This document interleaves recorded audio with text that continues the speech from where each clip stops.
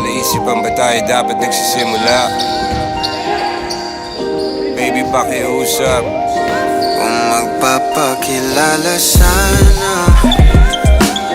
para bang idaan mo lahat sa hawa.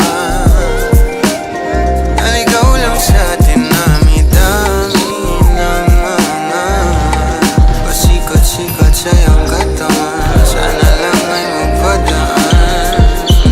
Nabulag sa iyong mga kurbada, nabudol sa mga usapang walang kontrata. Harutan hanggang sa abutan ng umaga. Walang sagot sa katanungan, tayo nga ba aruy? Kung ayaw masaktan, wag nang umasa. Nagbabaka sakali na lang na tsumamba. Mga dasal sa may kapal, sana gumana. Kaso madalas sila ni Satanas sa magkakutsaba. Matagal ko na itong pinapanalangin na ika'y tuluyang mapaibig sa'kin. Ngunit ako'y parang dagan, di na kitang nanlawin. Pinaglaruan tapos pinakawalan rin.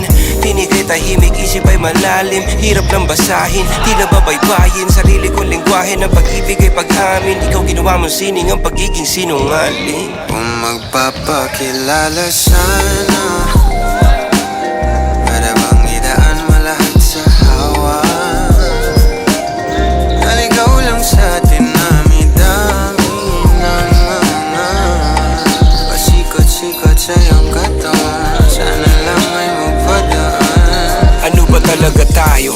Para lang klaro, kailangan ko malaman kung mahal mo pa ba ako. Naglalaro ka lang ba o nananarantado? Kasi nakita ko kahapon may kasama ka bago. Ayoko nang umasa sa mga usapang malabo. Parang gamo-gamong nadarang at napaso. Nadala at mas lalo lang nawala at naglaho ang mga balak at plano. Nagmukha pa akong gago kaya walang mga pangako. Puro para-paraan, laging telebabad kahit walang tawagan. Araw-araw normalan kasi para pa saan ang mga sumpaan kung wala namang karapatan. Ibig ko maliwanagan, huwag mo sanang diliman.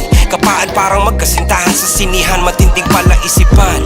Sa dami ng pasikot-sikot nagkakasalisihan. Kung magpapakilala sana, para bang idaan mo lahat sa hawa. Naligaw lang sa dinami-dami ng mga pasikot-sikot sa iyong katawan. Sana lang ay magpadaan. Oras at konting espasyo lang ang kailangan nating dalawa sa ngayon.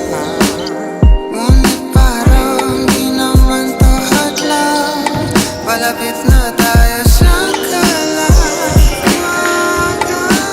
May dalawang magkasintahan sa taas ng bundok. Nagkasundong tapusin ang buhay nilang malungkot. Hindi na masaya sa kama, hanap na itundok. Usapan ay sabay silang tatalon sa tuktok.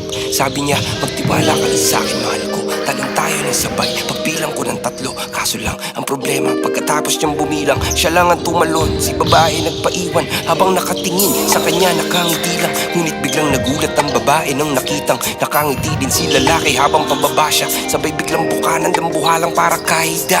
Ngayon sino mas taksil sa dalawa? Sino ang mas tuso? Sino ang mas tanga talaga? Yung lalaki ba na may dalang backup plano? Yung babae na wala siyang balak backupan?